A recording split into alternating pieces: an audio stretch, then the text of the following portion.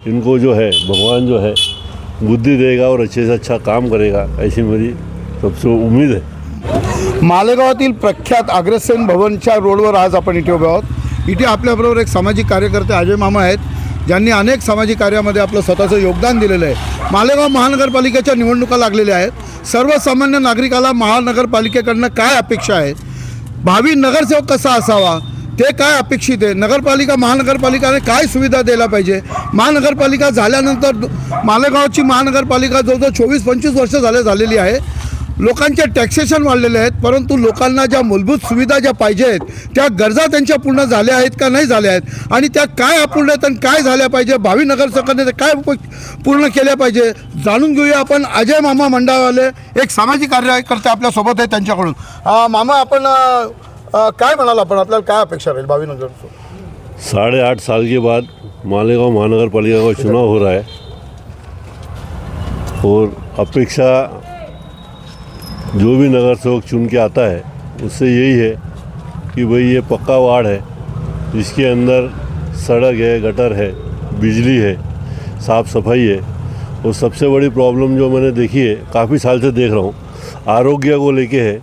यहाँ पे टाइम पे फौरनी होती नहीं है। कोई कार्यक्रम अगर होते हैं तो भाई जो दवाई का पाउडर मारना चाहिए, DDT का पाउडर मारना चाहिए, वो नहीं मारा जाता है।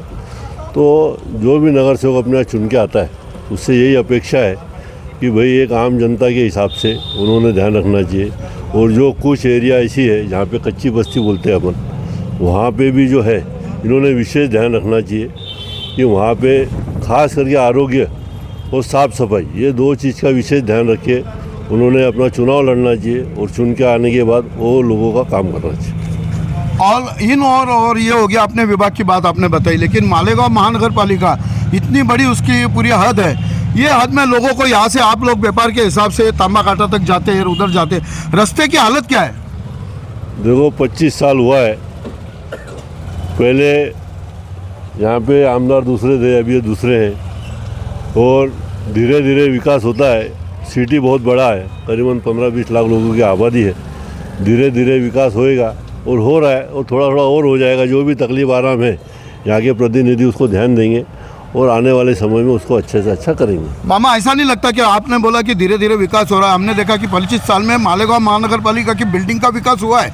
मालेगांव महानगरपालिका बहुत बड़ी हो गई है, लेकिन वो हिसाब से बाकी गांव की सुविधा बढ़ी है क्या, जो हिसाब से नगरपालिका बढ़ी है? मैं अभी जिस एरिया में रहता हूँ वहाँ पे काली मिट्टी के रोड थे, उसके बाद डांबर के रोड हुए, अभी सीमेंट के रोड हुए, बुगारी गटर हुई है। मैं किसी पे आरोप नहीं करता हूँ, किसी का बुराई नहीं करूँगा, लेकिन काम धीरे धीरे जो भी प्रतिनिधि आते हैं उन्होंने करने को होना और करेंगे, ये अपेक्षा है। क्योंकि सब आपस में एक दूसरे से जुड़े हुए लोग हैं, इसीलिए अगर बोलते भी उनको तो काम करते हैं। इसीलिए आरोप प्रत्यारोप नहीं करूँगा मैं, और काम ऊपर वाले के आशीर्वाद से इनको जो है भगवान जो है बुद्धि देगा और अच्छे से अच्छा काम करेगा, ऐसी मेरी सबसे उम्मीद है। मालेगांव महानगरपालिका का इलेक्शन लगा है, क्या लगता है आपको कि क्या किसका जोर है बोलो, या कौन आएगा, या किसने आना चाहिए? इसके ऊपर मैं कोई कमेंट नहीं करूँगा। बहुत बहुत धन्यवाद। आपण बघितलं सामाजिक विकास होत आहे, पण तरी पण त्यांनी तक्रारी पण केलेल्या आहेत। त्यांनी हेही सांगितलेलं आहे की एक अजून विकास बाकी आहे, ज्या गोष्टी व्हायला पाहिजे त्या व्हायला पाहिजे, आणि भावी नगरसेवकाकडनं त्या अपेक्षा पूर्ण होतील अशी अपेक्षा त्यांनी आपल्याकडे बोलून दाखवलेली आहे। धन्यवाद। प्रबंधभूमी महाराष्ट्र न्यूजसाठी मनोहर शेवाळे सहित मी स्वतः हरीश मारू। दादा, काय नाव आपलं? विक्की अनिल जाधव, कुठे राहता आपण? सोयगाव। काय म्हणाल, आता मालेगाव महानगरपालिकेच्या निवडणुका लागलेल्या आहेत। महानगरपालिका होऊन जवळजवळ 25 वर्ष झाले, नागरिकांना टॅक्सेशन वाढले, आणि त्या पद्धतीने ज्या पद्धतीने टॅक्स महानगरपालिका घेते त्याप्रमाणे मूलभूत सुविधा नागरिकांना मिळत आहेत का? सर, मिळतात आहे ना। आता आपण बघून घ्या, पुढचे आपण म्हटले की 25 वर्ष महानगरपालिकेत सस्ते ते बरोबर, तर तुम्ही येता 5 वर्षात तुम्ही काम बघा ना, तुम्ही महानगरपालिकेचे काम बघा ना, ठिकठिकाणी रस्ते होतात, ते गटारी होतात, ते प्रत्येक सुविधा भेटते। आता तुम्ही नव्या वस्ती बघा, लाईट कन्स्ट्रक्शन, लाईट, सर्व गोष्टी होऊ राहिल्या ना। अच्छा, कचरा उचलायला वगैरे सर्व येतं काही ठिकाणी आहे, पण येता 5 वर्षात करतील महानगरपालिके निवडणूक झाल्यानंतर। मच्छर वगैरे पण गावामध्ये, आरोग्य पण लोकांचं धोक्यात आहे, लहान लहान मुलं आजारी पडतात धुळीमुळे, हॉस्पिटलला लोक भरती आहेत, लहान पोरं, काय म्हणाला आपण? सर हे असं कसं आहे की आता वातावरणच खराब आहे, याच्यात काय असं नाही की महानगरपालिका काम करत नाही, याच्यातला कोणता प्रश्न नाही. इथे काही ठिकाणी स्वच्छता आहे, तिथलं नागरिकांनी बी काळजी घेतली पाहिजे या गोष्टीवरती. आणि वातावरण खराब असल्यामुळे जे आता लहान मुलं वगैरे डास वगैरे होतात ते त्याच्यासाठी या निवडणूकनंतर आपण काहीतरी महानगरपालिकेला एखादं निवेदन देऊन काम करून घेऊ त्यांच्याकडनं.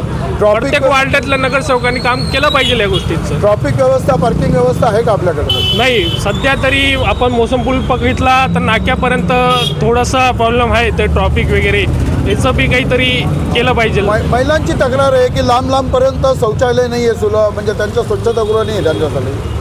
म्हणजे महिलांसाठी स्वच्छतागृह कुठेच दिसून येत नाही, लांबपर्यंत नाही. महिलांना जर अशा नाही काहीच नाही. याच्यासाठी महानगरपालिकेने बांधल्या पाहिजे, या गोष्टींची काळजी घेतली पाहिजे. भावी नगरसेवक कसं अपेक्षित आहे तुम्हाला? माझा भावी नगरसेवक असं अपेक्षित आहे की आपल्यातला माणूस कोणतरी पाहिजे भावी नगरसेवक आहे, जो सर्व त्याच्यापर्यंत म्हणजे ग्राउंड लेवलची गोष्ट त्याच्यापर्यंत पोहोचता येईल असा भावी नगरसेवक पाहिजे आपला. त्याने काय कामं केले पाहिजेत? काय वचननामा देतात 5 वर्ष परत फिरकत नाही, तर काय म्हणाला आपण? नाही तसं जनतेने बघितलं पाहिजे ना, काम करता आहे की नाही करता, ते काम केलं पाहिजे. सध्या कोणाची हवा वाटते आपल्याला मालेगाव? सध्या 50-50 सर्वांचीच हवा आहे. आता बघूच 15 तारखेला 16 तारखेला काय निकाल लागतो त्याच्यावरनं बघूच आपण काय होतं काय नाही. सत्तेत कोण आलं पाहिजे महानगरपालिकेत? महानगरपालिकेत सत्तेत तर तुम्ही बघा ना, सत्तेत तर MIMच येते. आपलं तर काय असतं, युतीबरोबर सरकार बसवतो आपण, त्यांच्या युती करतो त्यांच्याबरोबर. बघू यावेळेस कोण करतं कोण नाही. ठीक आहे, धन्यवाद सर. धन्यवाद. ताज्या व महत्त्वाच्या बातम्या बघण्यासाठी प्ले स्टोअरवर जा, प्रबलभूमी ॲप डाउनलोड करा व या धावपळीच्या जीवनात अपडेट राहा.